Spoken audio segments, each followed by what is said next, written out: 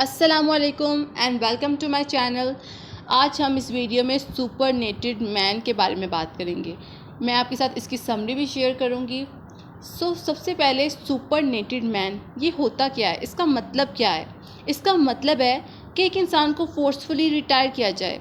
ये स्टोरी जो है वो चार्ल्स लैंग ने लिखी है और ये स्टोरी उसने खुद अपनी हिस्ट्री के बारे में लिखा हुआ है। इसके अंदर उसने अपनी ऑटोबायोग्राफी का बताया है। इसमें उसने अपनी सारी लाइफ को डिस्कस किया हुआ है कि वो एक क्लर्क मैन था और उसका जो फैमिली बैकग्राउंड था वो इतना हाई नहीं था, एलीट नहीं था, बिल्कुल नॉर्मल था, इवन दो कि पुअर था, जिसकी वजह से उसको 14 साल की उम्र में जॉब स्टार्ट करनी पड़ती है।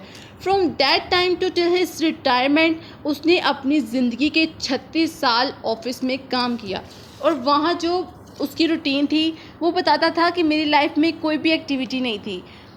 मैं दिन के 10 घंटे काम करता था। मेरी लाइफ की कोई भी रूटीन नहीं थी, कोई खुशी नहीं थी, कुछ भी नहीं था मैं करता इसके अलावा, काम के अलावा। ना किसी से मिलता था, ना कहीं जाता था, कोई हॉलीडे नहीं थी सिवाय एक संडे का इंतज़ार रहता था उसको, जो उसको छुट्टी का दिन जिसका होता था। लेकिन संडे को भी वो क्या मनाता, सारा लंदन संडे को बंद पड़ा होता था। कोई इतना हसल पसल वाला नहीं था होता। हर तरफ खामोशी होती थी, सारी दुकानें, सारे शॉपिंग सेंटर्स, हर चीज़ बंद होती थी, कोई भी चीज़ खुली नहीं होती थी। तो वो क्या हाक एंजॉय कर पाता। उसके बाद इसी तरह उसका सारा साल गुजर जाता था। हर साल के एंड में उसे क्रिसमस या ईव की छुट्टियां आती थी, वो एक आध हफ्ते की छुट्टियां आती थी, 10 दिन की छुट्टी मिलती थी उसको। वो एक हफ़्ता उसका यही सोचने में गुजर जाता था कि मैं कहाँ जाऊँ, क्या करूँ, क्या करना चाहिए, वगैरह वगैरह।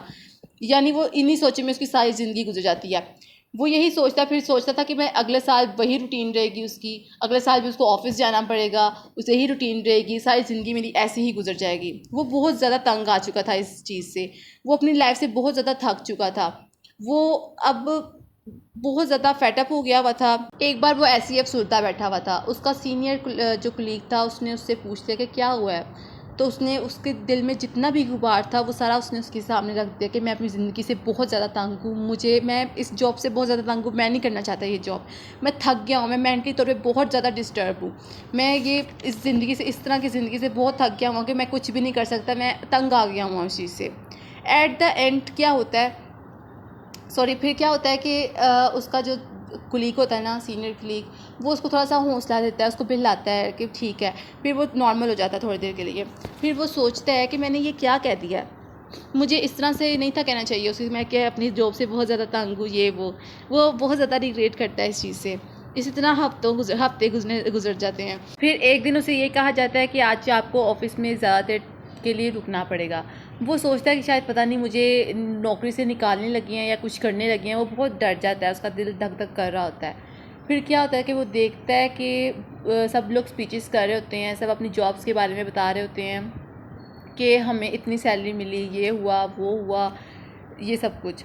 फिर उसको बताया जाता है कि उसको अब रिटायरमेंट दी जाने वाली है, उसको उसकी सैलरी का 2/3 हिस्सा मिलेगा। वो बहुत खुश होता है सुन के कि उसको रिटायरमेंट मिलेगी। एट द एंड उसको रिटायरमेंट मिल जाती है। रिटायरमेंट के बाद वो अपने ऑफिस जाता है, मिलता है अपने पुराने लोगों से।